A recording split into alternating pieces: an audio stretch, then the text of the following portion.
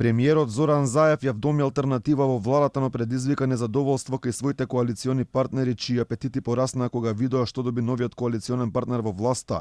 Незадоволство од одлуката Министерството за здравство да замине во рацете на партијата на Африм Гаши, изрази шефот на ЛДП и министер за локална самоуправа Горан Милевски.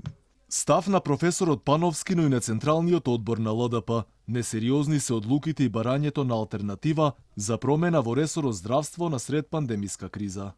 Иако само со 4 пратеници алтернатива доби доста важни ресори, односно дури 47 менаџерски позиции, од кои 3 министерски и 3 заменик министерски, дека Гаши добил премногу се согласува и лидерот на НСДП Тито Петковски, но потенцира дека го искористиле моментот за се спаси владата. Алтернатива го искористи моментот.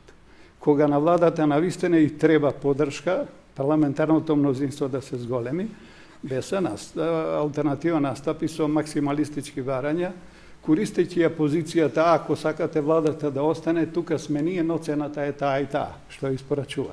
Сигурно објективен проценител ќе каже несразмерно многу бара алтернатива од СДСМ и од се разбира и целата коалиција која што ја поддржува владата. А новата распределба на ресори ги крева амбициите кај помалите коалициони партнери во власта. Еден од нив е Мирослав Јовановиќ, првиот човек на Српската партија на Македонија. Ако има уште некој министер без ресор, ние нема да стапиме сигурно.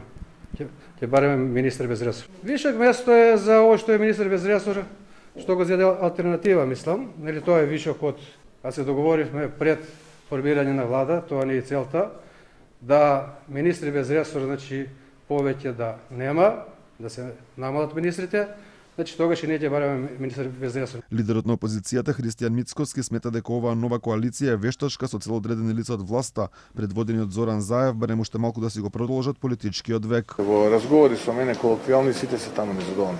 Таму не знам кој е задоволен, па дури и тие во СДСМ меѓу себе кажуваат, изразуваат незадоволство.